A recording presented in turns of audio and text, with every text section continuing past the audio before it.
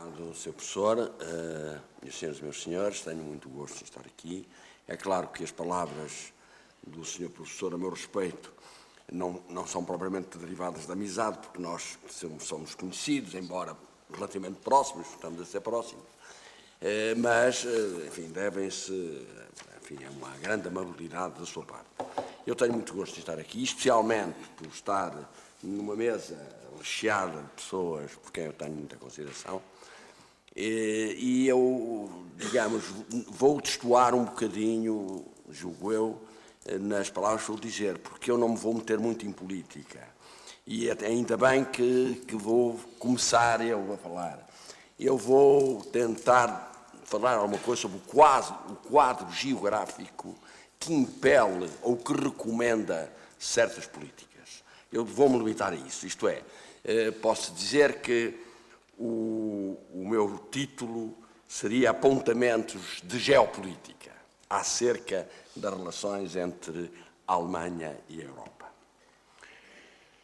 A Alemanha e a Rússia são as duas únicas potências do continente europeu com capacidade real ou potencial para alterar significativamente as relações de poder na Europa. O que significa que têm possibilidade de alterar o quadro geopolítico a seu favor. Mesmo depois de perder as vantagens geopolíticas que a Guerra Fria lhe conferia, a Rússia mantém potencial estratégico suficiente para gerar um poder nacional eficaz, uma vez que os acontecimentos recentemente protagonizados pela Rússia revelam determinação política para usar os diversos fatores desse potencial, mostrando-se disposta a utilizar a força militar para alcançar objetivos políticos. Costuma falar-se em pulsões geopolíticas da Alemanha. Enfim, é uma forma de dizer, é uma forma de chamar à caracterização geográfica que recomenda determinadas atitudes que, relativamente à Alemanha, essas características geográficas são claramente definidoras de muitas delas.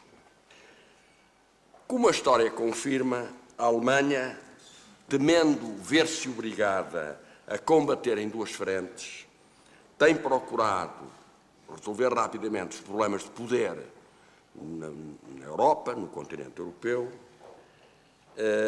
transformando-se, digamos, numa Europa, transformando-se num poder dominante do Ocidente europeu. Nessa altura, quando a Alemanha consegue isso, passa a poder apoiar-se em fronteiras mais facilmente defensáveis, pois que as suas fronteiras habituais, a oeste, que estão situadas na planície europeia, não têm qualquer reforço que permitam ter uma posição defensiva das suas fronteiras. Uma vez que as suas fronteiras sul se apoiam nos Alpes, Berlim pode adotar duas opções, em função das ameaças que teme e das intenções de desenvolvimento futuro. Ou assegura a frente dos Pirineus, portanto, fica resguardado pelas costas marítimas da França e pelos Pirineus e pelos Alpes, ou resolve mesmo ocupar a Península Ibérica, apoderando-se do cais de desembarque português e controlando o Estreito de Gibraltar. Como sabem, na Segunda Guerra Mundial, adotou a primeira solução, embora estivesse preparada a segunda solução, isto é, ocupar o cais de desembarque europeu e controlar Gibraltar. A Alemanha também não dispõe de fronteiras defensáveis a Oriente, pois poderá ser invadida através de um eixo de produção que provenha da Rússia, do coração da Rússia, através da Bielorrússia-Polónia ou através da Ucrânia-Polónia.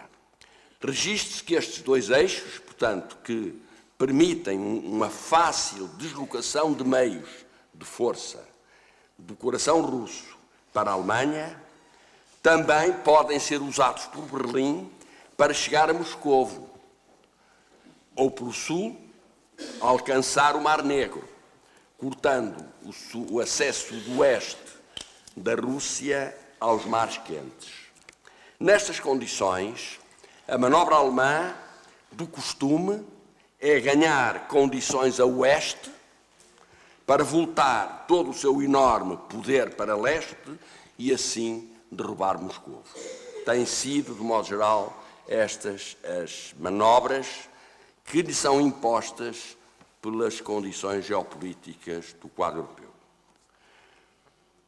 Por via desta manobra, há 2 tempos, viu-se que na Segunda Guerra Mundial houve um período de algum tempo, relativamente grande, em que a guerra tinha terminado ao Ocidente, com a vitória alemã.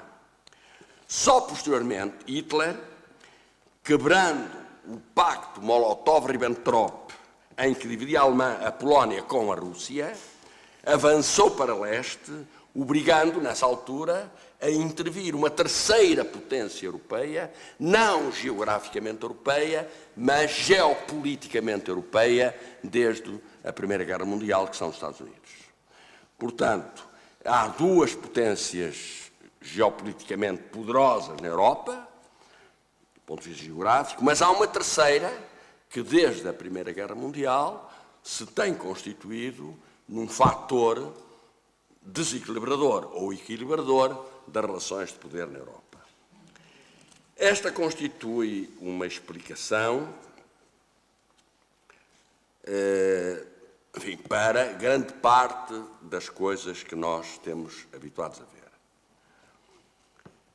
Muitos analistas têm afirmado que depois da unificação dos principados alemães por Bismarck, utilizando como via para alcançar a constituição de uma união económica dos principados alemães com preponderância da Prússia e ausência da Áustria, a Alemanha teve sérias dificuldades em acomodar o seu poder no contexto europeu. Ou seja, sentir-se-ia, segundo esses analistas, demasiado poderosa para aceitar uma convivência de atores iguais, pois que tinha o poder suficiente para liderar a Europa nos seus termos, portanto, sem ter que atender a interesses de outros que a obrigassem a ceder nos seus interesses. A meu ver, esta constitui uma explicação que, embora eventualmente verdadeira, não se baseia em argumentos sólidos, como os de natureza geopolítica que já indiquei. As configurações geográficas que os caracterizam têm recomendado e, eventualmente, poderão recomendar ou mesmo obrigar no futuro que um poder político preveja a necessidade de desencadear certas manobras militares ou, no mínimo, que essas manobras sejam preparadas em termos da execução quando considerar que são necessárias. As 2 guerras mundiais iniciadas na Europa seguiram este guião, pelas razões já referidas. Em qualquer delas, Berlim desenvolveu as movimentações que lhe eram geopoliticamente aconselháveis.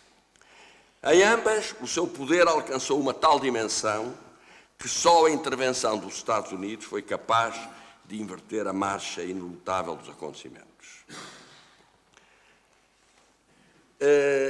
Desde o início da sua fundação da União Europeia, a estruturação política, ou melhor, da comunidade, logo, a estruturação política da comunidade assumiu uma configuração binária.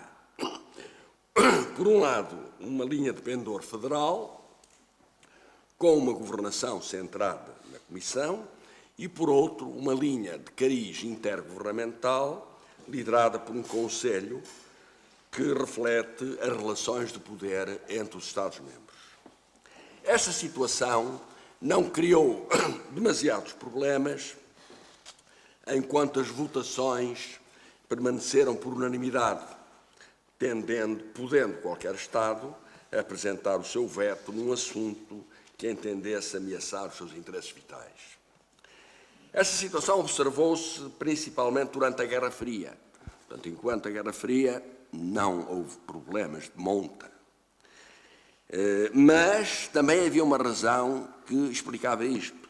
É que as três potências mais poderosas da comunidade, então a República Federal Alemã, a França e o Reino Unido, se equilibravam em termos de poder. E, posteriormente, até ao Tratado de Maastricht, quando foi decidida a votação por maioria relativa.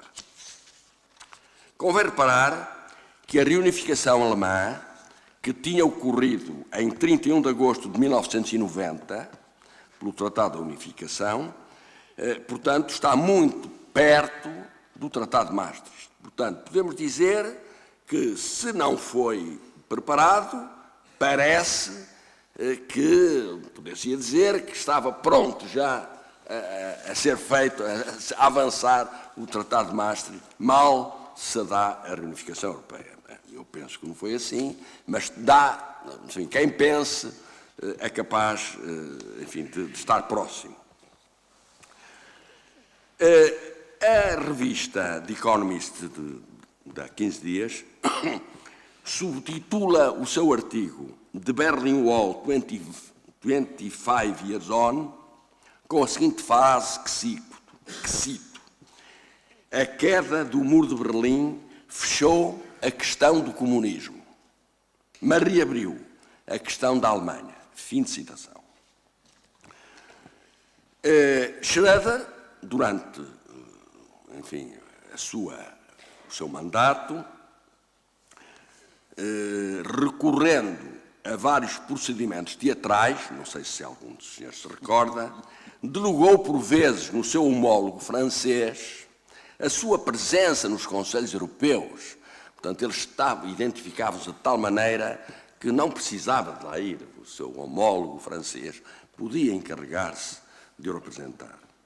E foi, ao mesmo tempo, prometendo que nas votações por maioria, que estavam a ser preparadas no Tratado de Maastricht, apenas reivindicaria uma pontuação igual à francesa.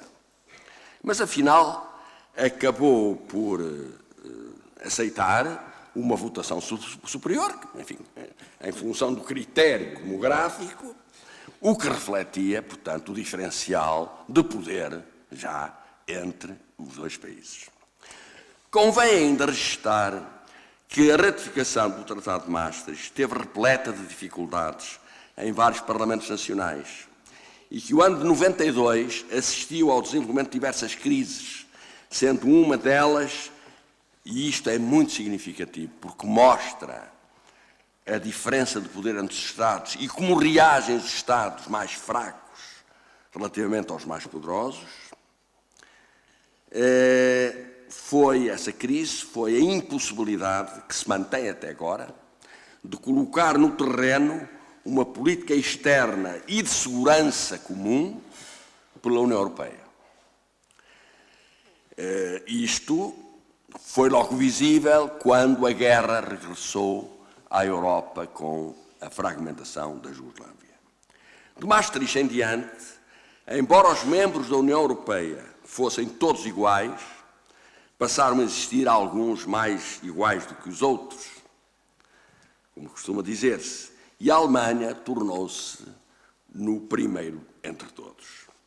A criação da zona euro, com a moeda única, teria sido, por solicitação ou exigência da França, uma garantia para que a Alemanha não descolasse do seu vizinho de Sudeste em termos de poder, nomeadamente em termos económicos. Todos sabemos o que está a acontecer com os efeitos da crise financeira de 2008. De facto, Berlim descolou dos outros países da União, assumiu uma posição de grande supremacia e, na prática, exerce na União, principalmente na zona euro, um poder que, sendo aparentemente relutante como lhe chamam, é de facto do tipo imperial.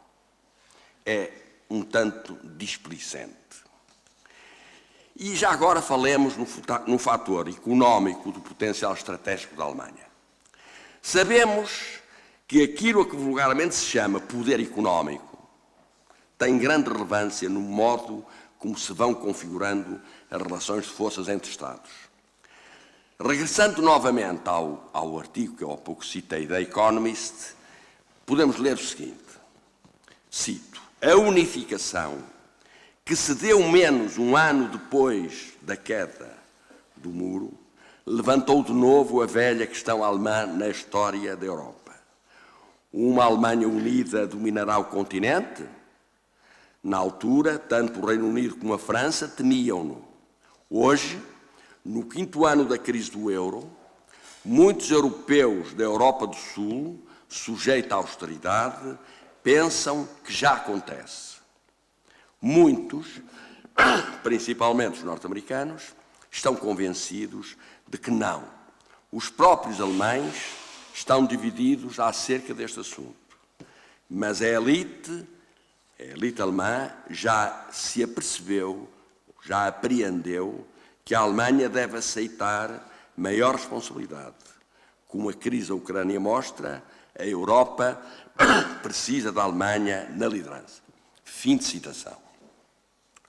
Mas há uma colunista alemã do Washington Post, que é a senhora Anne Applebaum, que, curiosamente, no dia 15 passado, diz que a Alemanha já assumiu a liderança. Como, e ela explica, como mostra, de facto, o facto de ser Merkel, desde a primavera passada, e não a União Europeia, nem os Estados Unidos, quem tem convocado todas as reuniões importantes onde foram adotadas sanções contra a Rússia e quem tem conduzido a maior parte da diplomacia para permitir ao presidente Putin uma porta de saída para a redução da crise. Fim de citação. É curioso que mesmo a influente Economist não reconhece a liderança alemã já em exercício, como a Applebaum faz. Provavelmente porque não desejou ou não tentou analisar as características sui generis do fator económico do potencial estratégico como um dos mais importantes componentes do poder nacional de um Estado.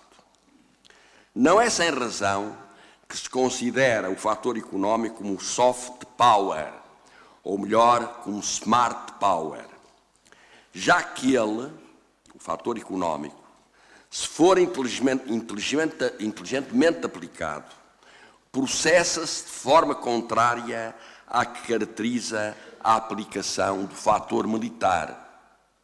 Enquanto os efeitos do emprego do fator militar são indesejados por todos, dada a forma hard como se desenvolvem, provocando mortes, destruições e verdadeiras tragédias de todo tipo, a aplicação do fator económico aparece como inevitável, entre aspas, para resolver um problema social e político que não tem condições para continuar e se deseja ansiosamente que termine.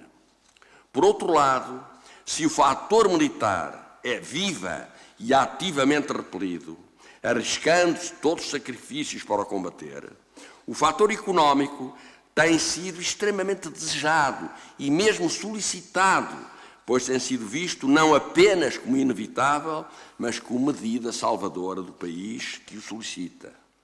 Mesmo que ele comporte sacrifícios idênticos aos que são provocados pelo fator militar e, frequentemente, de dimensão parecida, agem de modo suave, soft ou smart, mas com empobrecimento, miséria e mortes lentas e agonizantes, em vez de mortes bruscas e sangrentas.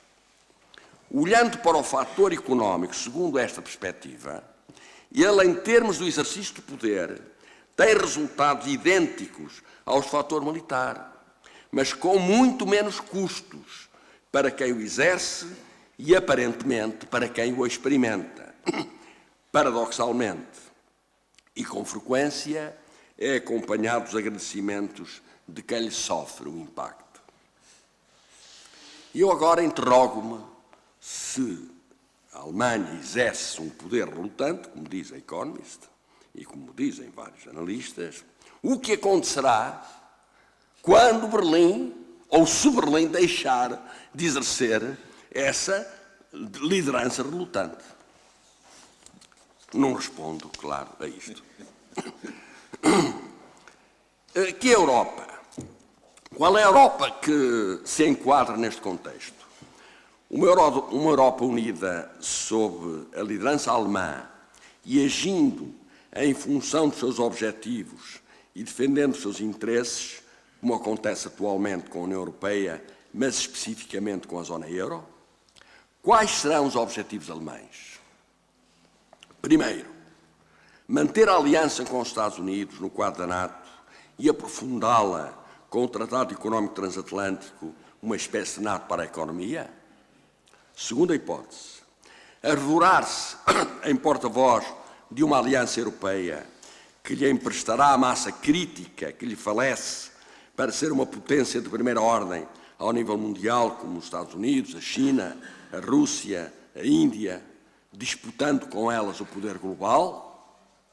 Terceira hipótese, estabelecer relações mais estreitas com a Rússia, como já aconteceu no passado, constituindo um poderoso bloco continental que poderia desafiar a potência marítima e partilhar com ela grande parte da zona geopolítica do Atlântico Norte, assim se configurando o pesadelo que os norte-americanos mais receiam? Quarta hipótese, ou, neste último cenário, fazer o bloco continental aliar-se com a potência marítima para enfrentar em conjunto uma China em imparável e em aparente imparável ascensão. Sinceramente, penso que neste momento será impossível responder sem hesitações às questões que apresentei.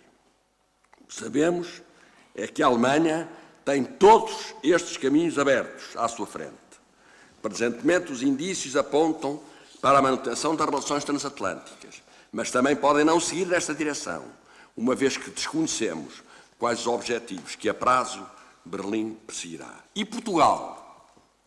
O nosso país encontra-se atualmente numa situação geopolítica que, tirando a crise, se pode considerar, em termos geopolíticos, ideal, pois se insere em 3 círculos geopolíticos não coincidentes, mas que, de algum modo, se reforçam mutuamente. O principal, em termos de estruturação da sua segurança, é a NATO, que desloca para longe, tanto a norte como a leste e a oeste, as nossas fronteiras de segurança. A sul, mantemos-nos ainda em contacto direto com possíveis ameaças, embora tanto a NATO como a União Europeia nos deem garantia de alguma proteção. O círculo da União Europeia beneficia-nos economicamente, mas o seu subcírculo da zona euro está a espartilhar-nos, tendo-nos conduzido para uma situação de ausência de liberdade de ação interna e externa de que me não lembro termos vivido desde o 25 de Abril. Finalmente, o círculo relativo à CPLP alarga as nossas possibilidades de expansão no domínio económico, mas ainda com expressão limitada e, portanto, sem qualquer capacidade para compensar a perda de liberdade de ação que estamos a sofrer como resultado de pertencermos à zona euro. Não podemos dar por certo que estas condições geopolíticas ideais irão permanecer. De certeza, não perdurarão se voltar a levantar-se uma fronteira de segurança entre a potência marítima e uma potência continental à qual nós venhamos a pertencer e que lhe pode disputar o poder. Portanto, numa potência continental que possa disputar o poder à potência marítima. A história já nos proporcionou situações desta natureza. Num cenário desse tipo, passaríamos a constituir uma marca, entre aspas, fronteiriça do Império Continental, uma sua província no novo Limes romano. Voltaríamos a ser, por intermédio do nosso território continental, um teatro de operações onde a potência marítima e a potência continental se gladiriam. E os nossos arquipélagos dificilmente continuariam sob soberania portuguesa. Muito provavelmente tornar-se-iam protetorados da potência marítima. De facto, deixaríamos de ser um país soberano, tanto quanto hoje significa ser. Muito obrigado.